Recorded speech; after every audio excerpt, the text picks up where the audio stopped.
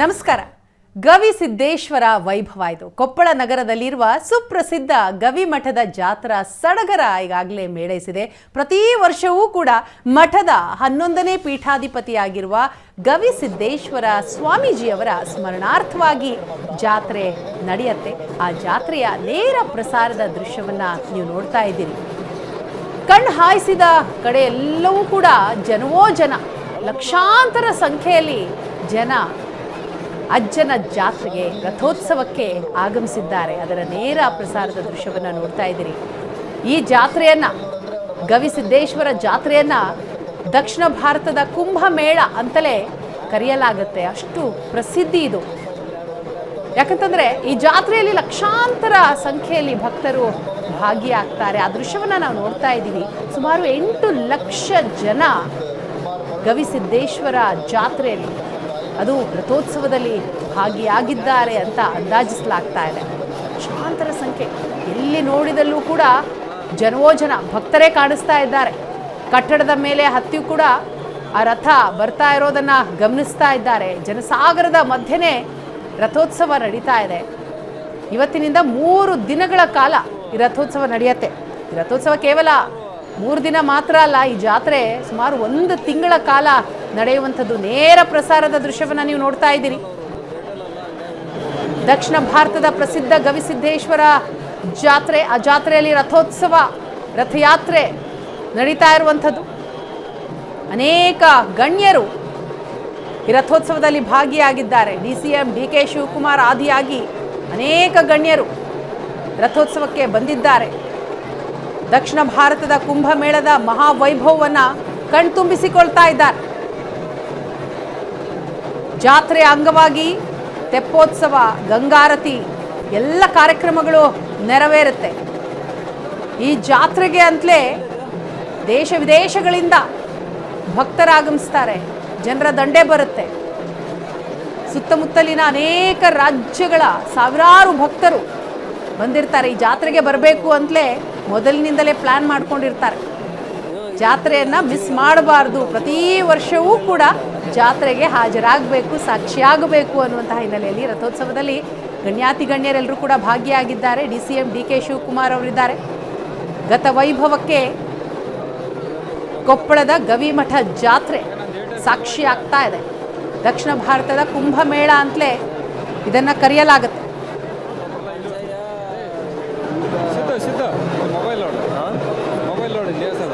ಅಜ್ಜನ ಜಾತ್ರೆ ಅಂತಲೂ ಕೂಡ ಇದನ್ನ ಕರೀತಾರೆ. ಗವಿಸಿದ್ದಪ್ಪಜ್ಜ ಜಾತ್ರೆ. ಈ ಜಾತ್ರೆಯ ವಿಶೇಷ ಅಂತಂದ್ರೆ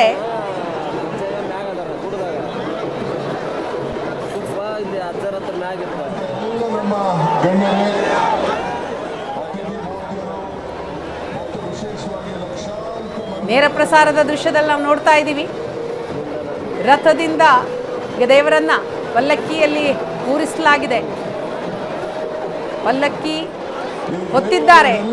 DK ಶಿವಕುಮಾರ್ ಮೂರ್ತಿಯ ಪಲ್ಲಕ್ಕಿಯನ್ನ ಹೊತ್ತಿದ್ದಾರೆ.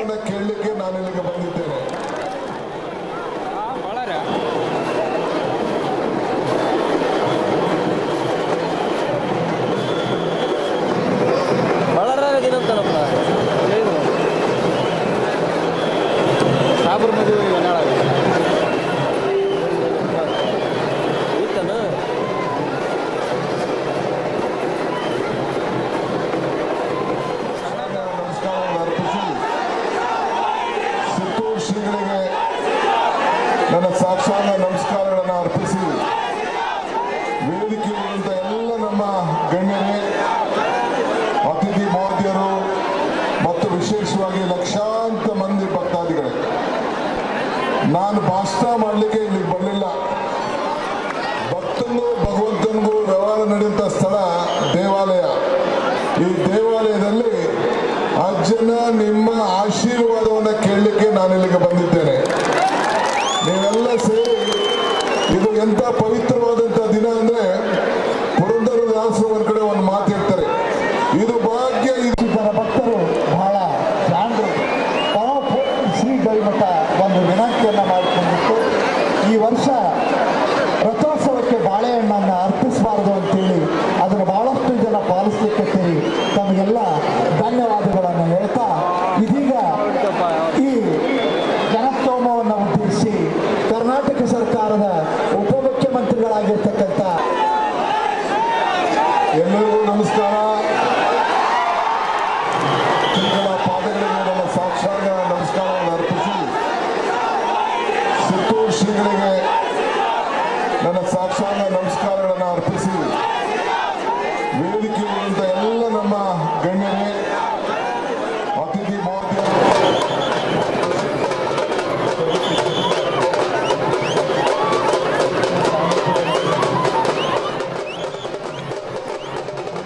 ಜಾತ್ರಾ ಮಹೋತ್ಸವದಲ್ಲಿ ಭಾಗಿಯಾದಂತಹ DCM DK ಶಿವಕುಮಾರ್ ಅವರು ಮಾತನಾಡ್ತಾ ಇದ್ರು, ಎಂತಹ ಪುಣ್ಯ ದಿನ, ಇಲ್ಲಿ ನಾನು ಭಾಷಣ ಮಾಡೋದಕ್ಕೆ ಬರಲಿಲ್ಲ, ಭಕ್ತ ಹಾಗೂ ಭಗವಂತನಿಗೂ ವ್ಯವಹಾರ ನಡೆಯುವಂತಹ ಸ್ಥಳ ಇದು, ಅಂತಹ ಪುಣ್ಯ ಸ್ಥಳದಲ್ಲಿ ನಾವೆಲ್ಲ ಇದ್ದೀವಿ, ಅಜ್ಜನ ಆಶೀರ್ವಾದವನ್ನು ಪಡೆಯೋಣ ಅನ್ನುವಂತಹ ಮಾತನ್ನ ಹೇಳಿದ್ರು. ನೇರ ಪ್ರಸಾರದ ದೃಶ್ಯದಲ್ಲಿ ನಾವು ನೋಡ್ತಾ ಇದ್ದೀವಿ, ಎಲ್ಲಿ ನೋಡಿದರಲ್ಲಿ ಜನೋ ಜನ. ಮತ್ತೊಂದು ಕಡೆ ಪಲ್ಲಕ್ಕಿಯಲ್ಲಿ ಈಗ ದೇವರ ಮೂರ್ತಿಯನ್ನ ಇರಿಸಲಾಗಿದೆ.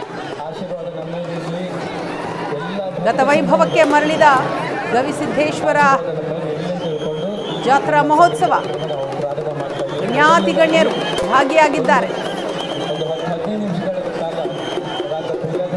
ಪಲ್ಲಕ್ಕಿ ಸಾಕ್ತಾ ಇರುವ ನೇರ ಪ್ರಸಾರದ ದೃಶ್ಯವನ್ನ ನೋಡ್ತಾ ಇದ್ದೀವಿ.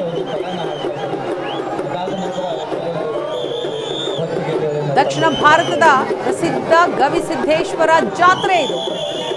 ಕುಂಭಮೇಳ ಅಂತಲೇ ಇದನ್ನ ಕರೆಯಲಾಗುತ್ತೆ, ಅಜ್ಜನ ಜಾತ್ರೆ ಅಂತಲೂ ಕೂಡ ಹೇಳಲಾಗುತ್ತೆ.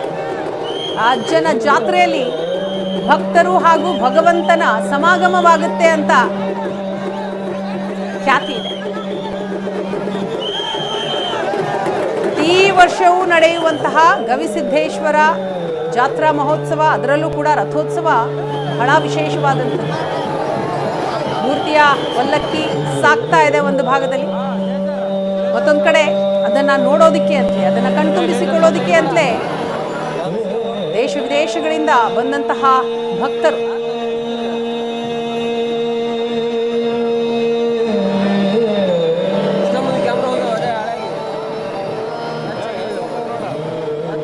ನೂರಾರು ವರ್ಷಗಳ ಇತಿಹಾಸವನ್ನ ಹೊಂದಿರುವಂತಹ ಸುಪ್ರಸಿದ್ಧ ಗವಿಮಠ.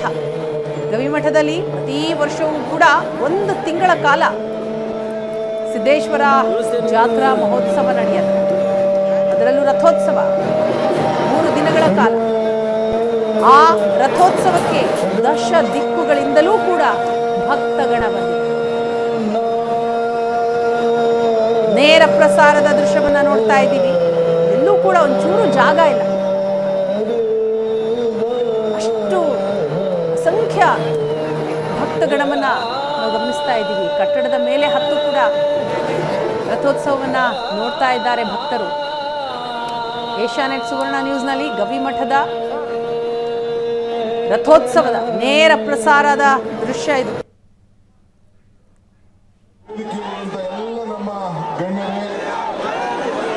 ಜನಸಾಗರದ ಮಧ್ಯೆ ನಡೀತಾ ಇರುವಂತಹ ರಥೋತ್ಸವ. ಲಕ್ಷಾಂತರ ಮಂದಿ ಭಕ್ತಾದಿಗಳು.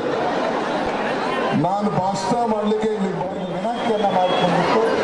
ಈ ವರ್ಷ ರಥೋತ್ಸವಕ್ಕೆ ಬಾಳೆಹಣ್ಣನ್ನು ಅರ್ಪಿಸಬಾರದು ಅಂತೇಳಿ ಅದನ್ನು ಬಹಳಷ್ಟು ಜನ ಪಾಲಿಸಲಿಕ್ಕೆ ಸೇರಿ ತಮಗೆಲ್ಲ ಧನ್ಯವಾದಗಳನ್ನು ಹೇಳ್ತಾ, ಇದೀಗ ಈ ಜನಸ್ತೋಮವನ್ನು ಉದ್ದೇಶಿಸಿ ಕರ್ನಾಟಕ ಸರ್ಕಾರದ ಉಪಮುಖ್ಯಮಂತ್ರಿಗಳಾಗಿರ್ತಕ್ಕಂಥ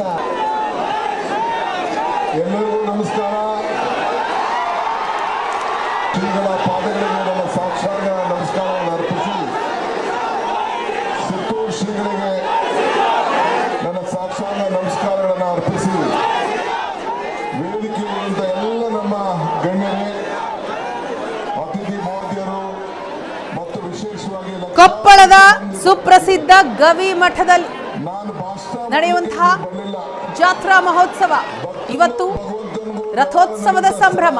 3 ದಿನಗಳ ಕಾಲ ಈ ರಥೋತ್ಸವ ನಡೆಯುತ್ತೆ. ಅದಕ್ಕೆ ಅಂತಲೇ 8 ಲಕ್ಷಕ್ಕೂ ಅಧಿಕ ಭಕ್ತರು ಬಂದಿದ್ದಾರೆ, ಸಾಕ್ಷಿಯಾಗಿದ್ದಾರೆ. ರಾಜ್ಯದಲ್ಲಿ ಗುರು ವಿರಕ್ತ ಪರಂಪರೆ ಸೇರಿದಂತೆ ಅನೇಕ ಪರಂಪರೆಗಳನ್ನು ಹೊಂದಿರುವಂತಹ ನೂರಾರು ಮಠಗಳಿವೆ.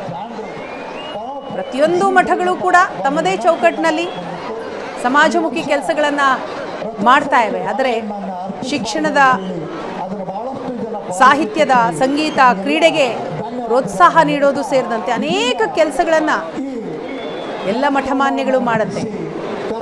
ಅನ್ನ ದಾಸೋಹದ ಜೊತೆಗೆ ಶಿಕ್ಷಣ ದಾಸೋಹ ಮಾಡುವ ಮೂಲಕ ಸಾವಿರಾರು ಬಡ ಮಕ್ಕಳ ಬಾಳಿಗೆ ಬೆಳಕಾಗಿದೆ ಈ ಮಠ, ಗವಿಸಿದ್ದೇಶ್ವರ ಮಠ. ಈ ಮಠದ ಜಾತ್ರೆ ಅಂತಂದ್ರೆ ಬಹಳ ವಿಶೇಷವಾದದ್ದು, ಬಹಳ ಪ್ರಖ್ಯಾತಿಯನ್ನ ಪಡೆದಂಥದ್ದು. ಆ ಜಾತ್ರೆಗೆ ಲಕ್ಷ ಲಕ್ಷಾಂತರ ಸಂಖ್ಯೆಯ ಜನ ಬರ್ತಾರೆ. ಮಂದಿ ಭಕ್ತಾದಿಗಳು. ರಾಜ್ಯ ಮಾತ್ರ ಅಲ್ಲ, ಅಕ್ಕಪಕ್ಕದ ರಾಜ್ಯದಿಂದ ಮಾತ್ರ ಅಲ್ಲ, ದೇಶದಿಂದಲೂ ಕೂಡ ಭಕ್ತರು ಬರ್ತಾರೆ. ಈ ದಿನಕ್ಕಾಗಿ ಕಾದು ಕುಳಿತಿರ್ತಾರೆ. ಈ ದೇವಾಲಯದಲ್ಲಿ ಅಜ್ಜನ ನಿಮ್ಮ ಜನಸಾಗರದ ಮಧ್ಯೆ ನಡೀತಾ ಇರುವಂತಹ ರಥೋತ್ಸವ. ಎಲ್ಲ ಸೇರಿ ಇದು ಎಂತ ಪವಿತ್ರವಾದಂತ ದಿನ ಅಂದ್ರೆ ಪುರಂದರದಾಸರು ಒಂದ್ ಕಡೆ ಒಂದು ಮಾತು ಹೇಳ್ತಾರೆ, ಇದು ಭಾಗ್ಯ. ಜನ ಭಕ್ತರು ಬಹಳ ಜಾಣರು.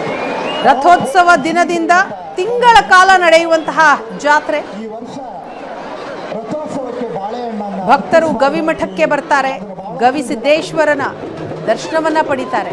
ನೇರ ಪ್ರಸಾದ ದೃಶ್ಯವನ್ನ ನೋಡ್ತಾ ಇದ್ದೀರಿ.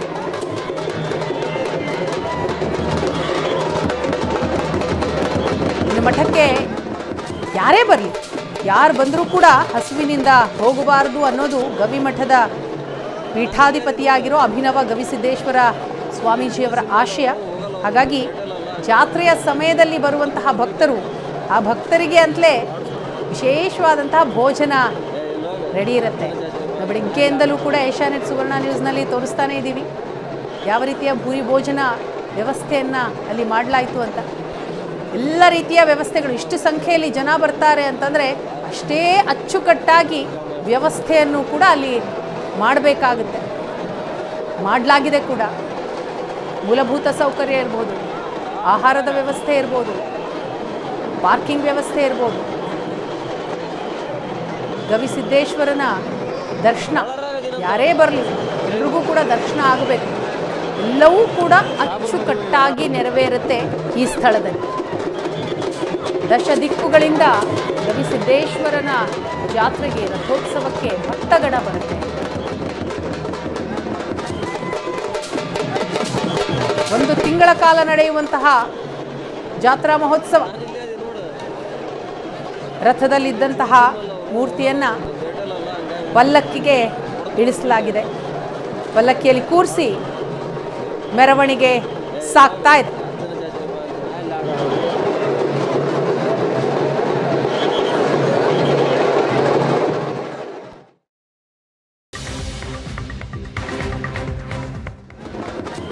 ಕೊಪ್ಪಳದ ಸುಪ್ರಸಿದ್ಧ ಗವಿಮಠದ ಗವಿಸಿದ್ದೇಶ್ವರ ಜಾತ್ರಾ ಮಹೋತ್ಸವದ ನೇರ ಪ್ರಸಾರದ ದೃಶ್ಯವನ್ನ ನೋಡ್ತಾ ಇದ್ದೀರಿ. ರಥೋತ್ಸವ ನಡೀತಾ ಇದೆ. ಒಂದು ತಿಂಗಳ ಕಾಲ ನಡೆಯುವಂತಹ ಜಾತ್ರಾ ಮಹೋತ್ಸವ ಬಹಳ ವಿಶೇಷವಾದದ್ದು.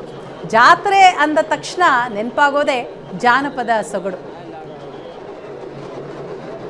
ಜಾನಪದ ಶೈಲಿಯಲ್ಲಿಯೇ ನಡೆಯುವಂತಹ ಜಾತ್ರಾ ಮಹೋತ್ಸವ. ಇದಕ್ಕೆ ಅಂತಲೇ ದೇಶ ವಿದೇಶಗಳಿಂದ ಲಕ್ಷಾಂತರ ಸಂಖ್ಯೆಯಲ್ಲಿ ಭಕ್ತರು ಬರ್ತಾರೆ. ಸಿದ್ದಪ್ಪಜ್ಜನ ದರ್ಶನವನ್ನು ಪಡೀತಾರೆ. ಭಕ್ತ ಹಾಗೂ ಭಗವಂತನ ಸಮಾಗಮ ಆಗುವಂತಹ ಸ್ಥಳ ಅಂತಲೇ ಇದನ್ನು ಕರೆಯಲಾಗತ್ತೆ. ದಕ್ಷಿಣ ಭಾರತದ ಕುಂಭಮೇಳ ಅಂತಲೂ ಕೂಡ ಇದನ್ನು ಕರೀತಾರೆ. ಅಜ್ಜನ ಜಾತ್ರೆಯಲ್ಲಿ ಎಲ್ಲಿ ನೋಡಿದರಲ್ಲಿ ಜನವೋ ಜನ, ಕಣ್ಣು ಹಾಯಿಸಿದಷ್ಟು ಕೂಡ ಜನಸಾಗರವೇ ಕಾಣಿಸ್ತಾ ಇದೆ.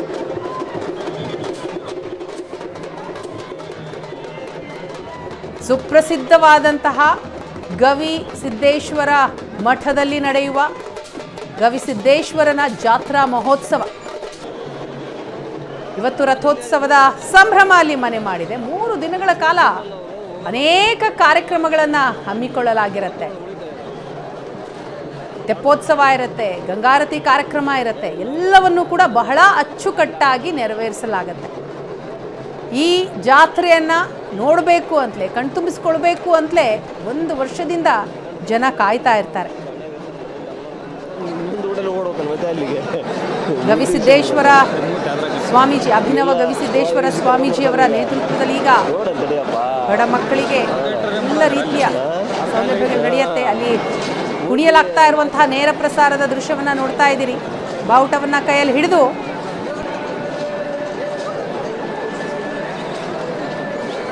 ಬಹಳ ಭದ್ರತೆಯನ್ನು ಕೂಡ ಅಲ್ಲಿ ಕಾಣ್ಬೋದು. ಲಕ್ಷಾಂತರ ಸಂಖ್ಯೆಯಲ್ಲಿ ಬರುವಂತಹ ಭಕ್ತರು, ಅವರನ್ನು ನಿಭಾಯಿಸೋದು ಕೂಡ ಅಷ್ಟೇ ದೊಡ್ಡ ಸವಾಲು. ಪೊಲೀಸರು ಅದನ್ನು ಅಚ್ಚುಕಟ್ಟಾಗಿ ನೆರವೇರಿಸ್ತಾ ಇದ್ದಾರೆ.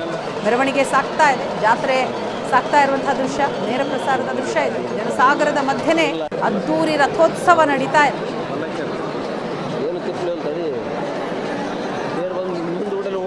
ಅಲ್ಲಿಗೆ ಮೂರು ದಿವಸ ಬರೋದಲ್ಲ ಎಲ್ಲ ಭಾಳ ದಿವಸ ಕರ್ಕೊಂಬರ್ತಾರೆ ಈಗ ನೋಡೋಣ ತಡಿಯಪ್ಪ ಮೂರ್ತಿ ನಾಲ್ಕು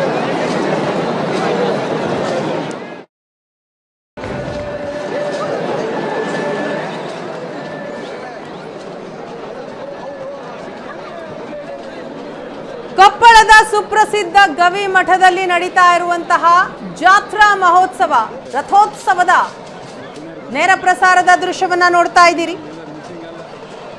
ಪ್ರತಿ ವರ್ಷವೂ ಕೂಡ ಮಠದ 11ನೇ ಪೀಠಾಧಿಪತಿಯಾಗಿದ್ದಂತಹ ಗವಿಸಿದ್ದೇಶ್ವರ ಸ್ವಾಮೀಜಿಯವರ ಸ್ಮರಣಾರ್ಥವಾಗಿ ಈ ಜಾತ್ರೆ ನೆರವೇರ್ತಾ ಇದೆ.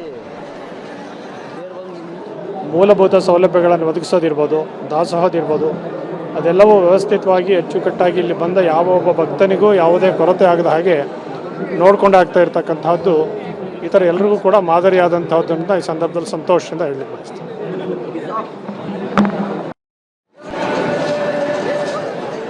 ಸದ್ಯ 18ನೇ ಪೀಠಾಧಿಪತಿಯಾಗಿರುವ ಅಭಿನವ ಗವಿಸಿದ್ದೇಶ್ವರ ಸ್ವಾಮೀಜಿಗಳು ಹೊಸ ಹೊಸ ಯೋಚನೆಗಳ ಮೂಲಕ ಮಠದ ಹೆಸರನ್ನು ಮತ್ತಷ್ಟು ಉತ್ತುಂಗಕ್ಕೆ ಏರಿಸಿದ್ದಾರೆ. ಅವರ ಅನೇಕ ಜನಪ್ರಿಯ ಕೆಲಸಗಳು ಭಕ್ತರ ಮನ ತಟ್ಟಿದೆ. ಸ್ವಾಮೀಜಿಯವರ ಪ್ರವಚನ ಅದನ್ನು ಕೇಳೋದಕ್ಕೆ ಅಂತಲೇ ಲಕ್ಷಾಂತರ ಸಂಖ್ಯೆಯಲ್ಲಿ ಜನ ಬರ್ತಾರೆ. ಅದರಲ್ಲೂ ಇವತ್ತು ಜಾತ್ರಾ ಮಹೋತ್ಸವ ರಥೋತ್ಸವದ ಸಂಭ್ರಮ. ಇವತ್ತು ಕೇಳಬೇಕಾ, ದೇಶ ವಿದೇಶಗಳಿಂದ ಸುಮಾರು 8 ಲಕ್ಷಕ್ಕೂ ಅಧಿಕ ಸಂಖ್ಯೆಯಲ್ಲಿ ಭಕ್ತರು ಬಂದಿದ್ದಾರೆ. ರಥೋತ್ಸವವನ್ನು ಕಣ್ತುಂಬಿಸಿಕೊಳ್ತಾ ಇದ್ದಾರೆ.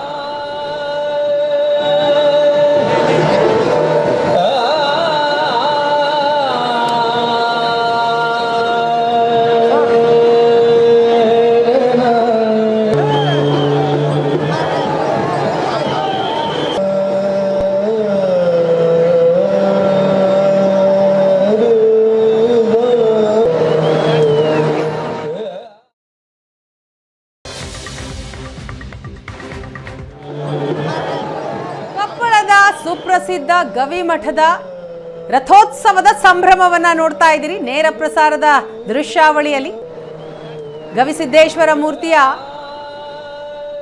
ಪಲ್ಲಕ್ಕಿಯ ಉತ್ಸವ ನಡೀತಾ ಇದೆ.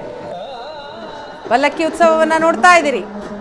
ಎಲ್ಲಿ ನೋಡಿದರಲ್ಲಿಯೂ ಕೂಡ ಜನೋಜನ, ಬಿಗಿ ಭದ್ರತೆಯ ನಡುವೆ, ಜೊತೆಗೆ DCM DK ಶಿವಕುಮಾರ್ ಆದಿಯಾಗಿ ಅನೇಕ ಗಣ್ಯರು ಈ ರಥೋತ್ಸವದಲ್ಲಿ ಭಾಗಿಯಾಗಿದ್ದಾರೆ. ನೇರ ಪ್ರಸಾರದ ದೃಶ್ಯವನ್ನು ನೋಡ್ತಾ ಇದ್ದೀರಿ. ಪಲ್ಲಕ್ಕಿಯ ಮುಂಭಾಗದಲ್ಲಿ DCM DK ಶಿವಕುಮಾರ್ ಅವರಿದ್ದಾರೆ.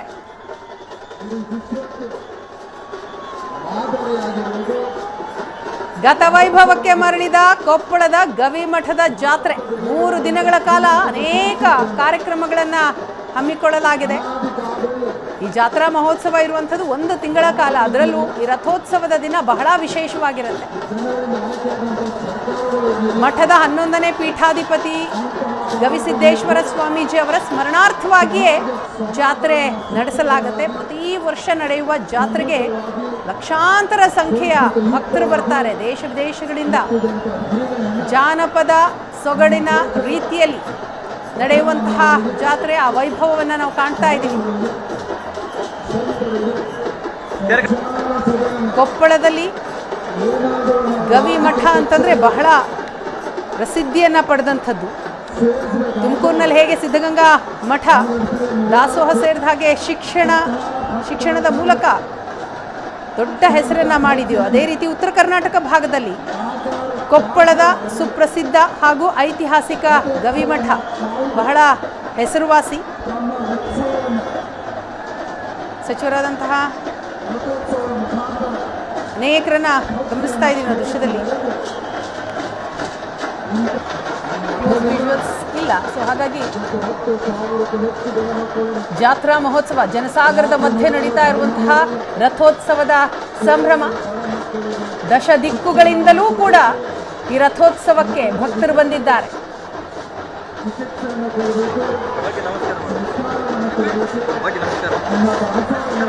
ಎಷ್ಟೇ ಜನ ಬಂದರೂ ಕೂಡ ಎಲ್ಲ ವ್ಯವಸ್ಥೆ ಬಹಳ ಅಚ್ಚುಕಟ್ಟಾಗಿ ಅಲ್ಲಿ ನೆರವೇರಿಸಲಾಗುತ್ತೆ. ಅದಕ್ಕೆ ಅಂತಲೇ ತಿಂಗಳಾನ್ಗಟ್ಲೆ ಸಿದ್ಧತೆಗಳಾಗಿರುತ್ತೆ.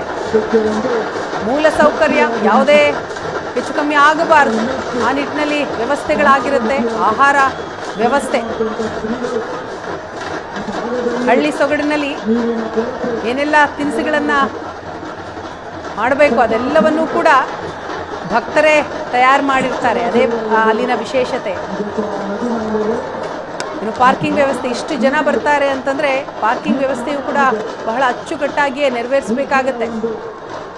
ಇನ್ನು ದೇವರ ದರ್ಶನ, ಬಂದಂಥ ಎಲ್ಲ ಭಕ್ತಾದಿಗಳಿಗೂ ಕೂಡ ದರ್ಶನ ಆಗೋ ನಿಟ್ಟಿನಲ್ಲಿ ಅಲ್ಲಿ ವ್ಯವಸ್ಥೆಗಳಾಗಿರುತ್ತೆ.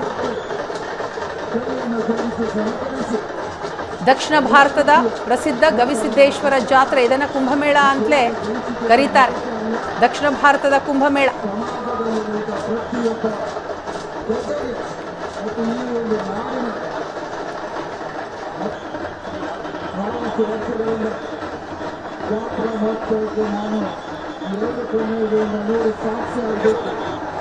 ಜನಸಾಗರದ ಮಧ್ಯೆ ಅದ್ದೂರಿಯಾಗಿ ನೆರವೇರ್ತಾ ಇದೆ ರಥೋತ್ಸವ. ಆ ರಥೋತ್ಸವದ ನೇರ ಪ್ರಸಾರದ ದೃಶ್ಯವನ್ನು ನೋಡ್ತಾ ಇದ್ದೀವಿ.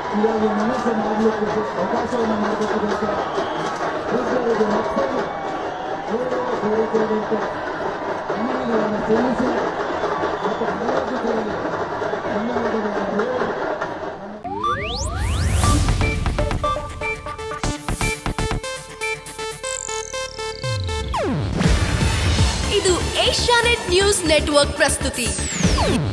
ನೀವು ನೋಡ್ತಿದ್ದೀರಾ ಏಷ್ಯಾನೆಟ್ ಸುವರ್ಣ ನ್ಯೂಸ್.